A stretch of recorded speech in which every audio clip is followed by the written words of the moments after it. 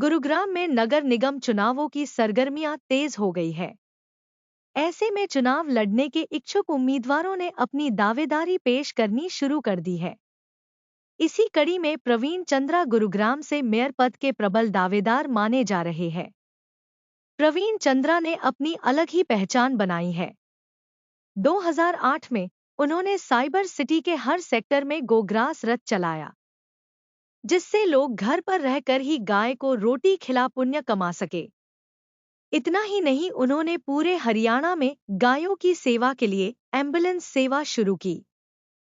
प्रवीण चंद्रा ने 2014 में assistant commissioner Bharat सरकार के पद से स्वैच्छिक सेवानिवृत्ति लेकर गौसेवा व समाज सेवा करने का संकल्प लिया, जिसे वह बदस्तूर निभाते आ रहे हैं।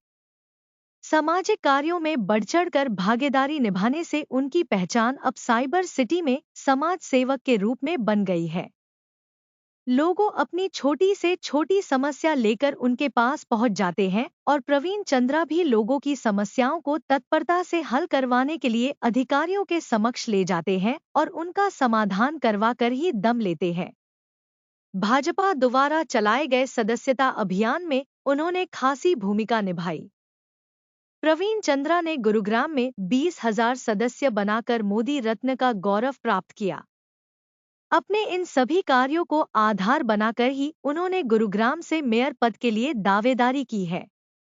उन्होंने कहा कि पार्टी ने अगर उन्हें मेयर का टिकट दिया तो वह गुरुग्राम के विकास के लिए हर संभव प्रयास करेंगे। अगर किसी कारण से पार्टी ने उनकी दावेदारी पर संज्ञान नहीं लिया और किसी अन्य को टिकट दी तो वह उसका साथ देंगे और भाजपा को जिताने का काम करेंगे। प्रवीण चंद्रा ने कहा कि उनके काम को देखते हुए उन्हें पूरी उम्मीद है कि पार्टी उन्हें टिकट जरूर देगी। वह सामाजिक कार्यों में भी बढ़चढ़कर अच्छे मतों से जिताया। उसी प्रकार से नगर निगम के चुनाव में भी एक तरफा परिणाम रहेंगे। क्या कुछ समस्याएं देखते हैं प्रवीण जी? क्या विजन है आपके पास? लगता है पार्टी आपके ऊपर देखिए, चलेगी? समस्याओं का जहाँ तक विषय है कि लगभग नगर निगम का जो विषय है, नगर निगम को जो पिछला टेन्यूर था लगभग 2 साल हो गए हैं। उस इलेक्शन डिले होने की वजह से जो जनता का जो और जो प्रशासन का बीच का जो तालमेल था, जो पार्षद का था, वो समाप्त 2 साल का जो गैप रहा, उसका थोड़ा सा नुकसान जनता को उठाना पड़ा। कुछ कार्य जो इस प्रकार से गति से चल रहे थे वो नहीं हो पाए। लेकिन अब प्रशासन भी, चुनाव होने के बाद हमारे मुख्यमंत्री जी ने साफ संदेश दिया था अधिकारियों को भी, प्रशासन को भी, कि भाई जनता के काम किए जाएं और उनको गंभीरता से लिया जाए।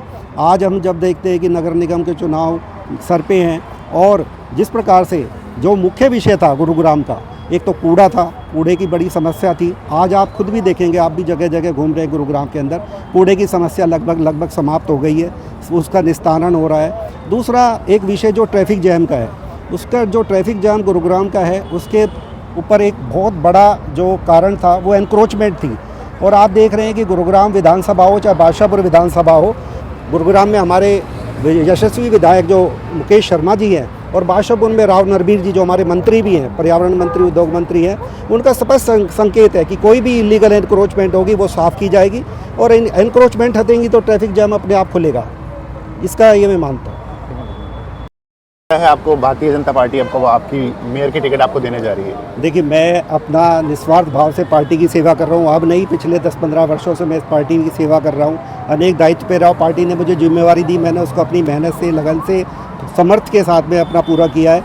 अब मैं मानता हूँ मेरा भी पक्ष पार्टी को सुनना चाहिए और मेरी जो कार्य क्षमता है, मेरा जो एक विज़न है, उसको अगर पार्टी को संज्ञान में लेना चाहिए। फिर भी जो पार्टी का आदेश होगा, पार्टी हमें टिकट देगी तो हम चुनाव लड़ेंगे और पार्टी जिसको भी टिकट देगी, फूल का निशान मिलेगा, उसके लिए हम चुनाव लड़वाएंगे भी और उसे जिताएंगे भी।